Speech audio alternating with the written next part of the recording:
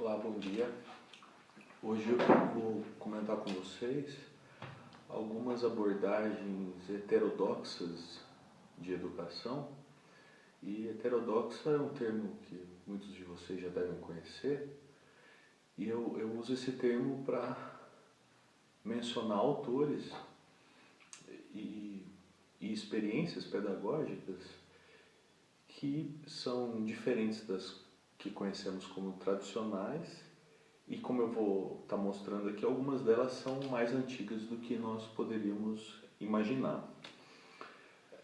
Quando a gente pensa em história da educação, a gente sabe que houve uma mudança bastante significativa depois da contribuição de John Dewey com o que foi chamado de Escola Nova. E até no Brasil houve um manifesto em 1932, conhecido como Manifesto dos Pioneiros da Educação, que influencia bastante o tipo de escola que nós temos, né, como escola oficial.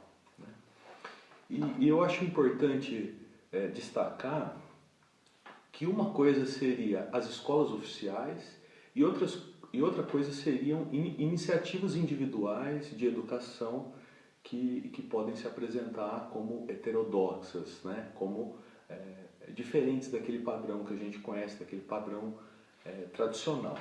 E a escola tradicional, ela é entendida como aquela forma de educação que está mais voltada no professor e não no estudante. E a escola nova, então, busca uma forma de escola diferente e que esteja mais voltado então para a realidade dos estudantes, isso entre outras coisas.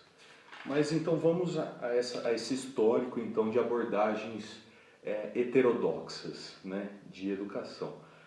O primeiro autor que eu cito é Quintiliano, que é um retórico romano, que foi professor também, viveu no século I depois de Cristo.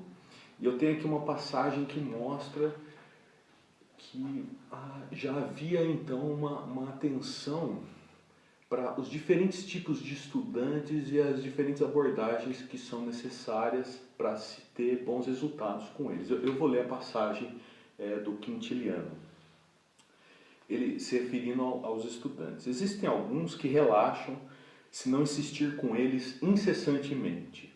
Outros se indignam com ordens. O medo detém alguns e enerva os outros. Alguns não conseguem êxito senão através de um trabalho contínuo. Em outros, a violência traz mais resultados. A todos, entretanto, deve-se dar primeiro um descanso, porque não há ninguém que possa suportar um trabalho contínuo. E agora vem a passagem que para mim é a mais importante aqui. Ademais, o trabalho pedagógico tem por princípio a vontade de aprender, a qual não pode ser imposta. Então, já no século I, a gente vê um autor ciente, né, de que com alguns estudantes vai funcionar mais uma abordagem mais dura, mais insistente, mas nem sempre. Né? E essa questão aqui da violência, que nós também observamos numa passagem de um diálogo do Platão, que chama-se Protágoras, em que o sofista fala que o professor usava uma vara retorcida, né, para aqueles estudantes que não estavam ali prestando atenção na passagem dos poetas. Né? É claro que seria inconcebível a gente pensar em algum tipo de violência para o ensino. Mas aqui, o que eu acho que deve ser relevante para nós, que trabalhamos contemporaneamente com a educação, é saber que não com violência, mas com exigência, digamos, seja com nota, seja com um comportamento. Alguns estudantes respondem bem quando se tem exigência, né? Quando você exige dele, quando você diz que ele vai ter punição se ele não se dedicar. Enquanto com outros, se você exige, isso causa antipatia e a perda do interesse do estudante. Bom, esse primeiro exemplo que eu dei de Quintiliano do século I. Agora eu vou dar um exemplo já de muito tempo depois, do século XV, de um italiano chamado Vittorino da Feltre, que tinha uma proposta de educação. Vocês veem, no final da Idade Média, ele tinha uma proposta de educação que ele chamava de casa giocosa. E é uma palavra que se refere à alegria e jocos, divertimento, gracejo, jogo. E aí o lema dele era o seguinte: vinde meninos, aqui se ensina, não se atormenta. Então isso no século XV também a gente vê um educador que estava atento, né, a essa abordagem que não pode ser tão carrancuda com os estudantes, né? Eu vou ler uma passagem aqui da obra da Maria Lúcia de Arruda Aranha, falando do Vittorino da Feltre, que eu repito, é do século XV. Ele nasceu por volta de 1373, viveu até 1446. Feltre cuidava não só de recreação e exercício físico, mas do desenvolvimento da sociabilidade e do autodomínio. A sua escola oferecia cursos de equitação, natação, esgrima, música, canto, pintura e jogos em geral. E isso, gente, no século XV. Outro autor muito relevante, que eu estou chamando aqui, que propõe uma abordagem heterodoxa, é Rousseau, que viveu entre 1712 e 1778 e, portanto, no século XVIII. O Rousseau é entendido como um autor muito relevante, como um dos primeiros que tira o foco do professor e volta o foco para o estudante. Eu cito também outras passagens dessa mesma autora, que na verdade ela tem duas obras, né? Um que é Filosofia da Educação e o outro História da Educação e da Pedagogia. Eu recomendo ambos, os livros são muito bons. E aí eu vou ler a Maria Lúcia de Arruda Aranha. Costuma-se dizer que Rousseau provocou uma revolução copernicana na pedagogia. Olha que relevante. Assim como Copérnico retirou a Terra do centro do universo, Rousseau centralizou os interesses pedagógicos no aluno e não mais no professor. É importante destacar que Rousseau propõe isso em um romance, né, que é chamado de Emílio. Ele não teve, até onde eu sei, experiências pedagógicas, mas ainda assim ele entra para a história da educação como um importante autor, tirando o foco do professor e voltando ao estudante. Em sua obra Emílio, relata a educação de um jovem acompanhado por um preceptor ideal afastado da sociedade corrupta. O projeto seria de uma educação conforme a natureza, não significando um retorno à vida selvagem. Seria uma educação afastada do artificialismo das convenções sociais, em que se buscava uma busca da espontaneidade original, recusa do intelectualismo livresco e busca de uma razão sensitiva. E eu leio agora para vocês uma passagem da obra do próprio Rousseau.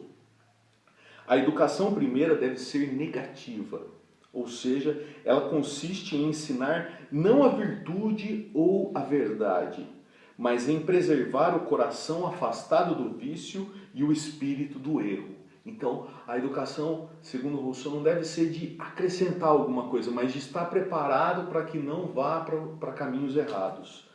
E ele continua: a não fazer nada, tereis feito um grande prodígio em educação.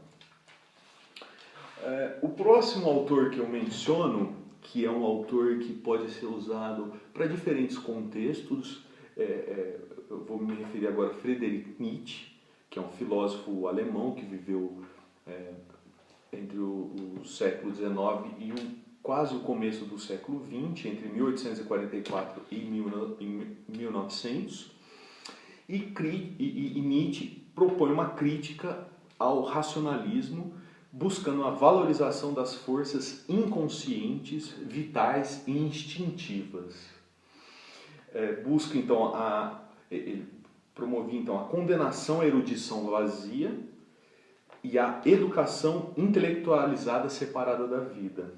Na sua obra Assim Falava Zaratustra, ele compara a evolução do espírito humano com 3 momentos, né? Começando com o camelo, passando para o leão e chegando na criança. Então, o ápice da evolução do espírito humano seria a criança. Olha só que interessante.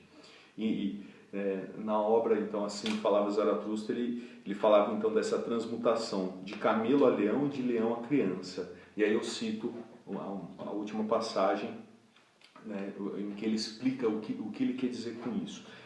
Por que criança estaria no último estágio, né? Inocência é a criança, o esquecimento, o começar de novo, um jogo, um primeiro movimento, um sagrado dizer sim. Bom, esse autor que eu acabo de citar, o Nietzsche, ele morre em 1900 e é justamente depois desse período que nós vemos surgir diferentes concepções também heterodoxas de educação. Eu poderia mencionar o anarquista brasileiro José Oititica, que viveu entre 1882 e 1957 e promoveu, ele ajudou a promover comunidades com educação anarquista. Eu poderia então mencionar, como já fiz no início do vídeo, falando de John Dewey, que viveu entre 1859 e 1952 e foi esse o autor responsável por iniciar ideias do que foi chamado de Escola Nova, que teve repercussão no Brasil, como eu já disse, com o Manifesto dos Pioneiros da Educação.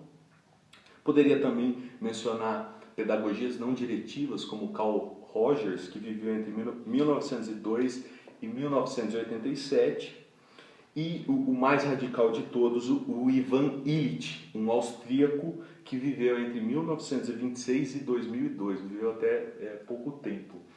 Mas o que eu gostaria de elucidar com esse vídeo é que, diferente do que nós poderíamos imaginar, concepções heterodoxas de educação, embora não façam parte da educação tradicional, das escolas públicas, das escolas oficiais, elas fazem parte há algum tempo da história do mundo ocidental. E como eu mencionei aqui, começando com um autor do século I depois de Cristo, né, Quintiliano. Então, afastado de nós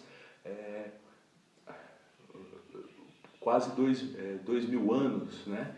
Então já havia então essa sensibilidade de alguns educadores de que é necessária uma abordagem mais individualizada com alguns estudantes e que não vai funcionar uma abordagem tão tradicional, tão dura. Portanto, ainda que a educação tradicional foi predominante nas escolas particulares e quando começam a existir escolas oficiais, ainda que a educação tradicional faça parte da maioria dessas escolas, eu estou mostrando aqui que há iniciativas, e eu estou mencionando apenas algumas, há iniciativas heterodoxas há algum tempo na história da educação do mundo ocidental. Muito obrigado por vocês acompanharem esse vídeo. Esse é meu primeiro vídeo e eu pretendo fazer outros. Muito obrigado.